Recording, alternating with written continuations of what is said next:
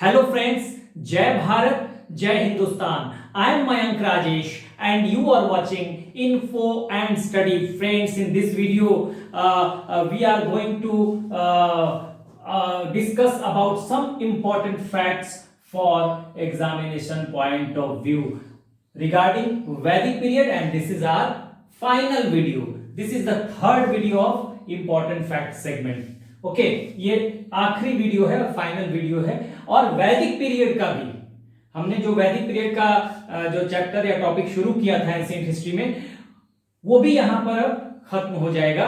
ठीक है, वैसे तो टॉपिक हम पहले ही खत्म कर चुके हैं, लेकिन पिछले दो वीडियो से हम कलेक्शन कर रहे हैं कुछ इंपॉर्टेंट फैक्ट्स की, उन फैक्ट्स की जो कि इंपॉर्टेंट है एग्जामिनेशन पॉइंट ऑफ व्यू से। और आपको इसलिए जरूरी है कि अगर एक जगह ये कलेक्शन रहेगा तो आप आसानी से क्या कर सकते हैं, एग्जामिनेशन के समय बहुत जल्दी जल्दी उसे देख सकते हैं। वैसे तो ये सारी बातें मैंने लिखवाई हुई हैं, हाँ, आपने नोट्स भी बनाया होगा या बना रहे होंगे। और मैंने ये भी बताया था जब ये सेगमेंट मैंने शुरू किया था, हम दो वीडियो कर चुके हैं, कि आप क्या कीजिए कि जो भी मैं लिखवा रहा हूं, हाँ, वो तो लिखिए ही, साथ साथ वहां पे स्पेस छोड़ दीजिए, ताकि जब आप पढ़ाई करें ताकि आपका भी अनुभव दिन पर दिन बढ़ते जाएगा। ठीक है, और आपको जब आप क्वेश्चन पेपर को देखेंगे तो आपको लगेगा कि कौन सा स्टेटमेंट है या कौन सा ऐसा फैक्ट है जो कि एग्जामिनेशन पॉइंट ऑफ व्यू से जरूरी है जानना, तो आप उसको वहां नोट डाउन कर लेंगे और आसानी से आपका नोट्स तैयार होता चला जाएगा। आपको ज्यादा मेहनत करने की जरूरत नहीं पड़ेगी और एग्जामिनेशन के समय अगर आपके पास तैयार है 10-15 मिनट में आपने इसे गो थ्रू कर लिया। ठीक है, तो ये हमने शुरू किया था। तो देखिए, हम यहाँ पर जो हमारा आज फाइनल वीडियो है इसमें हम बता रहे हैं क्या। पहली बात देखिए, यहां पर हमने लिखा है मैत्रायणी संहिता। अब मैत्रायणी संहिता में क्या कहा गया है, वेमेन यानी कि स्त्री, ठीक है, as bad as liquor and dice, सुरा और पासे की तरह, यानी कि स्त्री को इसमें, सुरा का मतलब शराब, हाँ, सुरा का मतलब शराब, लिकर का मतलब सुरा या शराब, ठीक है, शराब, और डाइस का मतलब जुए से रखा गया है, पासा से। तो कहा गया है कि इसमें कि महिला या स्त्री एक बुराई है, बिल्कुल वैसे ही बुराई है जैसी बुराई शराब है या सुरा है या डाइस, पासा या जुए का खेल है। तो ये आप लिख सकते हैं, आप हिंदी में लिख सकते हैं, स्त्री को सुरा और पासे की तरह की बुराई के रूप में देखा गया है। तो ये कहां पे है, इस तरह का कोई भी स्टेटमेंट आए आपको तो आपको पता चल जाएगा कि ये मैत्रायणी संहिता में है। ठीक है, यहां पर आप लिकर को हिंदी में सुरा कह सकते हैं, शराब कह सकते हैं, सुरा कहा जाता है या शराब कहा जाता है। डाइस को आप जुआ कह लीजिए, पासा कह लीजिए, कुछ भी कह लीजिए। तो ये आपके लिए इंपॉर्टेंट है, तो ये आपके लिए तैयार हो जाएगा, आपको बिल्कुल याद रहेगा आप जब देखेंगे। दूसरा ईशोपनिषद है, ईशोपनिषद में निष्काम कर्म का सिद्धांत है। तो आपके पास अब से पूछा जाए कि निष्काम कर्म का सिद्धांत कहां पर है, तो आप कहेंगे ईशोपनिषद में है। ठीक है, यानी थियरी ऑफ निष्काम कर्मा। अब निष्काम कर्म का मतलब क्या हो, मैंने ये बताया था कि ये सिर्फ फैक्चुअल ही नहीं है, जहां जरूरत होगा मैं कॉन्सेप्ट भी दूंगा। ठीक है, तो देखिए, थियरी ऑफ निष्काम कर्मा। निष्काम कर्म क्या होता है, बिना किसी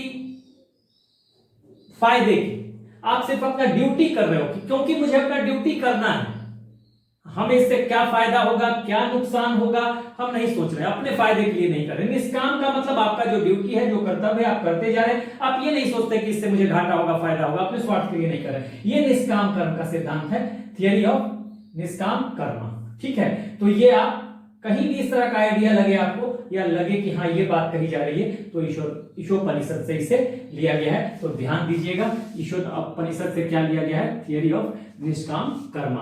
अब तैत्तिरीय उपनिषद, तैत्तिरीय उपनिषद में दो बहुत इंपॉर्टेंट बातें हैं। अन्न ही ब्रह्मा है, मैंने हिंदी में भी जानबूझ के लिखा है, सीरियल इज ब्रह्म। ठीक है, अन्न ही ब्रह्म है। अब अन्न ही ब्रह्म है, सीरियल या फूड ग्रेन, सीरियल की जगह फूड ग्रेन ही भी कह सकते हैं। मैंने इस स्टेटमेंट का मतलब भी समझाया था, यानी जब आप लेटर वैदिक पीरियड में आते हैं, उत्तर वैदिक काल में, तो यहां ये बात तैत्तिरीय उपनिषद में आपको देखने के लिए मिल रहा है। अन्न ही ब्रह्म है का मतलब क्या है? ब्रह्मा ही तो क्रिएटर है, ब्रह्म ही तो क्रिएटर है, यानी सारे जीवों की उत्पत्ति, हाँ, दुनिया में जो भी हो रहा है, जिन चीजों की उत्पत्ति हो रही है, ओरिजिन जो है ब्रह्म ही है। तो अन्न को कितना इंपॉर्टेंट बता दिया गया है यहां पर। और आपको पता है कि जब आप पूर्व वैदिक काल यानी ऋग वैदिक काल से उत्तर वैदिक काल में, लेटर वैदिक पीरियड में आते हैं, तो वहां का पूर्व वैदिक काल में पशुचारण या एनिमल रियरिंग या डोमेस्टिकेशन ऑफ एनिमल्स या पशुपालन जो यहाँ का प्रमुख पेशा था, मेन ऑक्यूपेशन था, वो आकर उत्तर वैदिक काल में हो जाता है कृषि, मेन ऑक्यूपेशन। और देखिए कृषि कितना इंपॉर्टेंट हो गया, इसी स्टेटमेंट से पता चलता है। सीरियल इज ब्रह्म, या आप कह सकते हैं फूड ग्रेन इज ब्रह्म। दो बातें हैं यहां पर, यह भी कहा गया है अधिक अन्न उपजाओ, ठीक है, कल्टीवेट सीरियल और food grains as much as possible, ज्यादा से ज्यादा आप जितना ज्यादा हो सके उतना अन्न आप उपजाओ। ये दो बातें आपको ध्यान रखनी है। देखिए ये बहुत कॉन्सेप्चुअल है, अन्न ही ब्रह्म है का मतलब साधारण स्टेटमेंट नहीं है, ये बहुत बड़ा स्टेटमेंट है। अन्न ही ब्रह्म है, अन्न का इंपॉर्टेंस कितना बढ़ गया है उत्तर वैदिक काल में, लेटर वैदिक पीरियड में, कि कहा जा रहा है अन्न ही ब्रह्म है, यानी सारी चीजों की उत्पत्ति ब्रह्म से होती है, यानी सारी चीजों की उत्पत्ति अन्न से हो रही है, ठीक है ना। तो देखिए कितना इंपॉर्टेंट है। अब देखिए अगला कठोपनिषद। कठोपनिषद में क्या कहा गया है? दो बातें, एक तो यहां पे यम निचिकेता का कन्वर्सेशन है, यम निचिकेता संवाद है। हाँ, कैसा संवाद है? फिलोसॉफिकल यानी कि दार्शनिक, और ये दार्शनिक में किससे रिलेटेड है? रिलेटेड टू सोल, आत्मा से रिलेटेड है, आत्मा से संबंधित। तो अब से अगर पूछा जाए कि यम नचिकेता संवाद या कन्वर्सेशन कहां पे है भाई, तो कठोपनिषद में है, ठीक है। दूसरी बात इसमें कहा गया है सोल इज ब्रह्म, आत्मा ही जो है वो ब्रह्म है, ठीक है, आत्मा ही ब्रह्म है। हिंदी वालों के लिए मुझे लगता है कि थोड़ी बहुत अंग्रेजी भी जाननी चाहिए, इसलिए मैं कुछ चीजें हिंदी में और जहां जरूरी है वहां हिंदी भी बोल ही दे रहा हूं, ठीक है। तो ये आपको ध्यान रखना है। उसके बाद मुंडको उपनिषद, देखो मुंडको उपनिषद में देखिए यजना, यज्ञ के बारे में कहा गया है। Yajna is like A boat, like a broken boat, एक टूटे हुए नाव की तरह है। क्या? यज्ञ। आप जानते हैं हमने क्या कहा, उत्तर वैदिक काल में जो है, उत्तर वैदिक पीरियड में या लेटर वैदिक पीरियड में जो यज्ञ है, हाँ, यज्ञ बहुत ज्यादा कॉम्प्लिकेटेड हो गए हैं, यागिक कर्मकांड बढ़ गया है, पशुओं की बलि, हाँ, शब्दों के मायावी जाल में लोग फंसे हुए हैं, हाँ, और कहा जाता है कि अगर उच्चारण तक, अगर प्रोनाउंसिएशन तक मंत्रों का अगर गलत हो गया, ठीक है, तो अनर्थ हो सकता है, ठीक है। ब्राह्मणों ने ये तमाम तरह के अंधविश्वास सुपरस्टिशन को फैलाया हुआ है, ठीक है, जो कि पूर्व वैदिक काल में नहीं था, ठीक है। तो इस तरह की चीजों को कहा गया है, कहां पे? मुंडको उपनिषद में क्या कहा गया है? यजना को यानी यज्ञ को लाइक ए ब्रोकन बोट, एक टूटे हुए नाव के समान है जिससे भवसागर को पार नहीं किया जा सकता। It means through this broken boat you can't go across the difficulties of life, ठीक है, और you can't get rid of the difficulties of life, आप जीवन के दुखों से, कष्टों से छुटकारा नहीं पा सकते।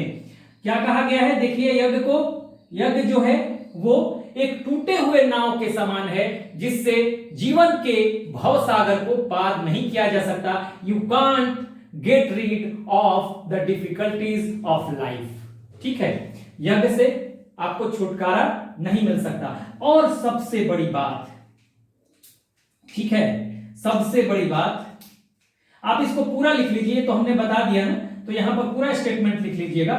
Through which like yajna is like a broken boat through which we can't get rid of the difficulties of life. अगर हिंदी में लिखना हो तो कहा गया है कहां पे? मुंडको उपनिषद में, कि यज्ञ जो है वो टूटे हुए नाव के समान है और जिसके द्वारा भवसागर को पार नहीं किया जा सकता। ये हिंदी का स्टेटमेंट होगा। इंग्लिश में अगर लिखना है तो yajna is like a broken boat through which we can't get rid of the difficulties of life, ठीक है।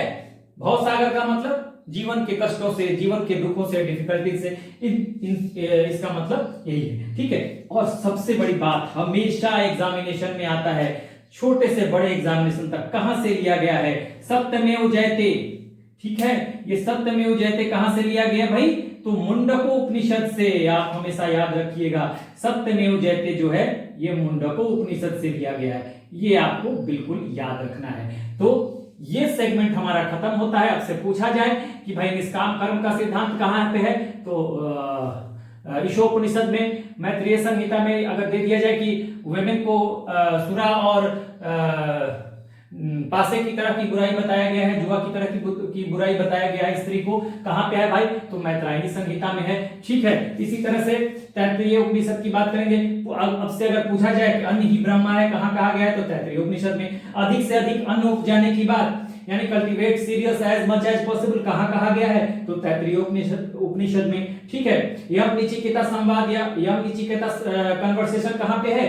तो कठोपनिषद में है। इसमें बात क्या है, कैसी बातें हैं? तो फिलोसॉफिकल या दार्शनिक बातें हैं। किससे संबंधित हैं? तो रिलेटेड टू सोल, आत्मा से संबंधित हैं।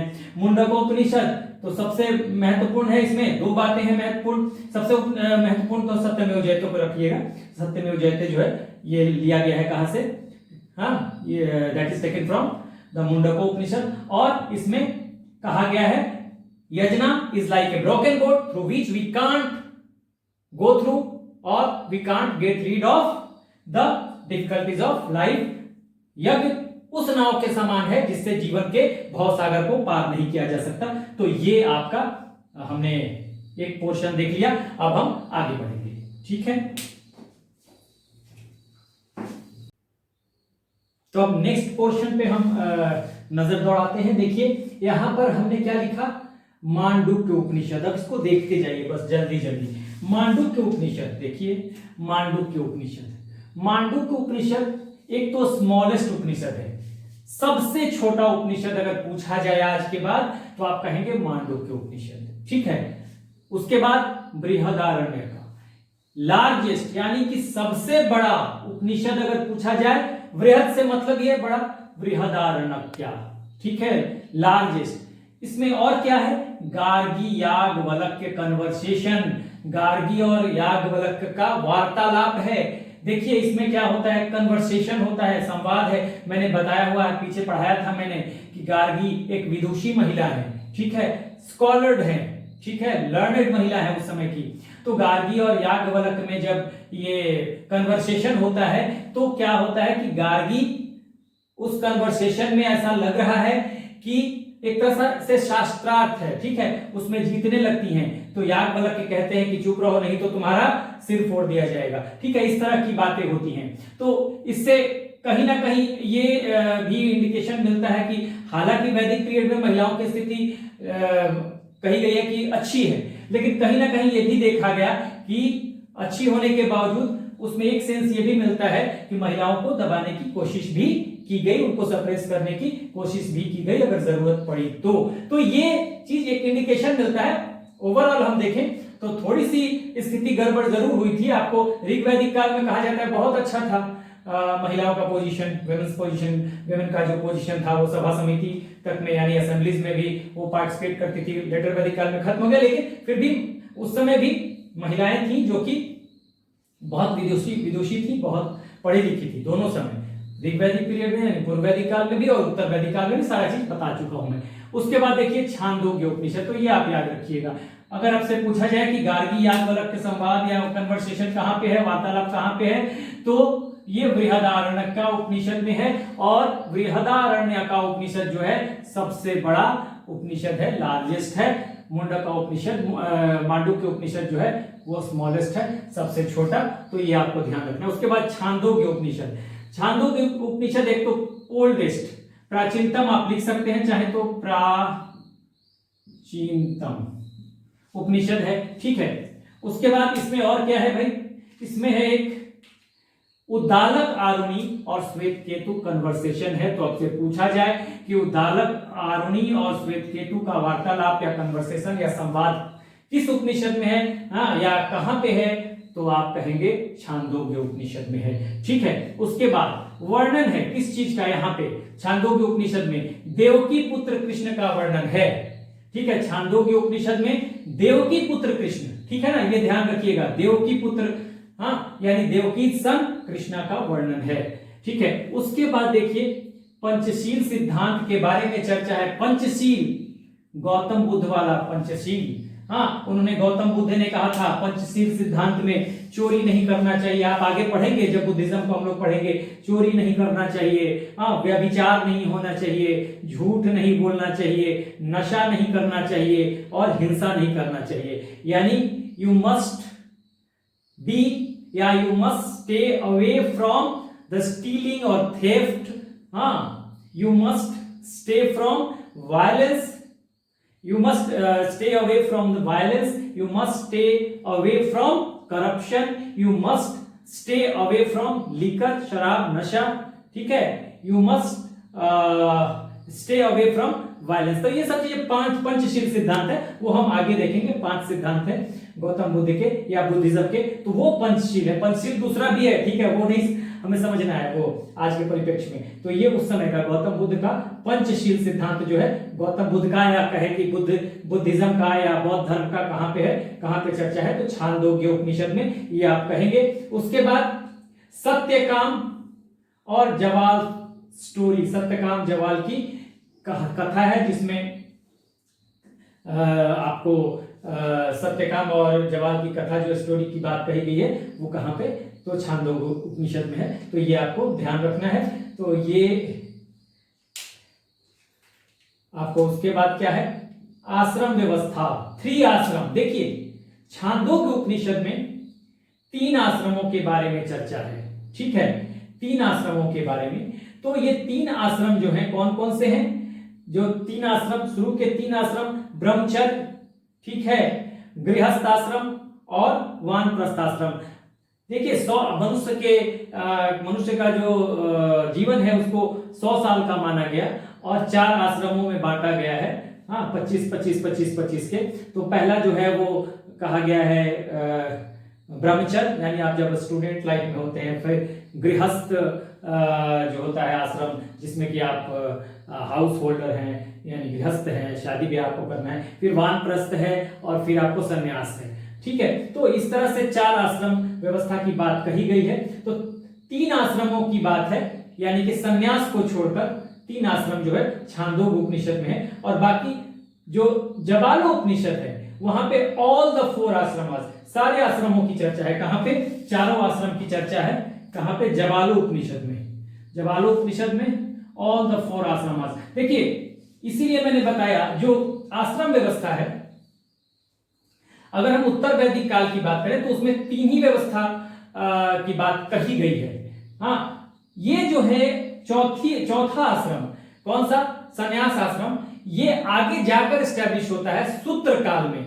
सूत्र काल यानी बुद्ध वाला पीरियड जो है, गौतम बुद्ध वाला पीरियड, या हम कहें कि ये उत्तर वैदिक साहित्य, उत्तर वैदिक साहित्य नहीं, वैदिकोत्तर साहित्य, ठीक है ना, पोस्ट वैदिक लिटरेचर में इसकी चर्चा है। और ये 600 बीसी के बाद की चर्चा है, 600 से 300 के आसपास ये समय है।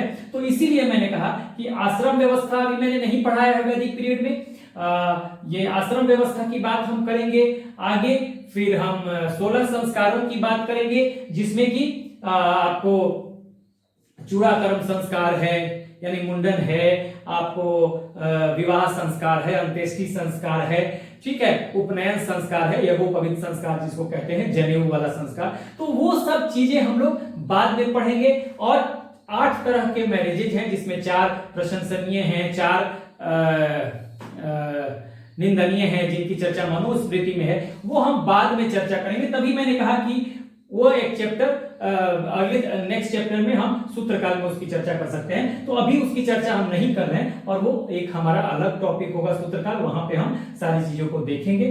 तो इस वजह से मैंने उसको नहीं पढ़ाया। बहुत सारे लोगों को लग रहा होगा कि मैंने आपको आश्रम व्यवस्था नहीं पढ़ाई, 16 संस्कार नहीं पढ़ाए, हाँ, मैरिजेस की का जो तरीका था, कौन कौन से मैरिजेस थे, द टाइप्स ऑफ मैरिजेस, उस पर चर्चा नहीं हुई। तो इसीलिए नहीं हुई कि वो आगे हम देखेंगे, उनकी चर्चा स्मृतियों में है, तो आगे हम देखेंगे, ठीक है। उसके बाद देखिए यहाँ पर श्वेताश्वर उपनिषद।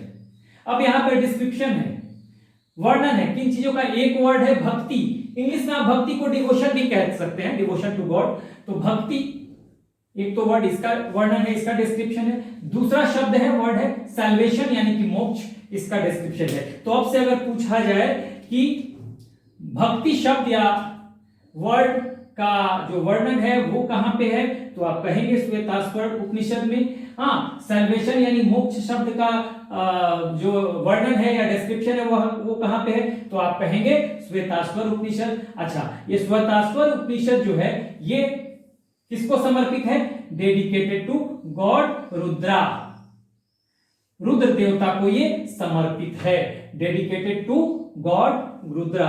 तो अगर पूछा जाए कि श्वेताश्वर उपनिषद जो है वो किसको डेडिकेटेड है या किसको समर्पित है, तो आपका आंसर होगा गॉड रुद्रा। तो इस तरह से हमने ये भी देख लिया। देखिए फिर से देख लीजिए जल्दी जल्दी। मांडूक्य उपनिषद सबसे छोटा उपनिषद है, बृहदारण्यक का उपनिषद सबसे बड़ा है और इसमें गार्गी याज्ञवल्क्य की कन्वर्सेशन है, वार्तालाप है, ठीक है। उसके बाद छांदोग्य उपनिषद जो है प्राचीनतम है, ओल्डेस्ट उपनिषद है, ठीक है, प्राचीनतम है। उसके बाद इसमें और क्या है, तो उद्दालक आरुणि और श्वेत केतु का कन्वर्सेशन है, उद्दालक आरुणि और श्वेत केतु का संवाद या वार्तालाप है, ठीक है। उसके बाद इसमें डिस्क्रिप्शन मिलेगा किसका, देवकी पुत्र कृष्ण का, ठीक है। ये ध्यान दीजिएगा। पंचशील सिद्धांत जो बौद्ध धर्म से रिलेटेड है वो मैंने बता दिया आपको, वो कहां मिलेगा, छांदोग्य उपनिषद में मिलेगा।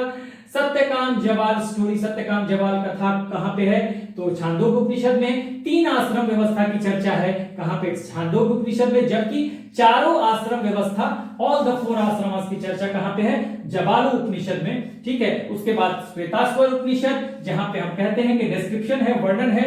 एक वर्ड जो है वो भक्ति है, इसका वर्णन है, भक्ति को अंग्रेजी में आप डिवोशन कह सकते हैं।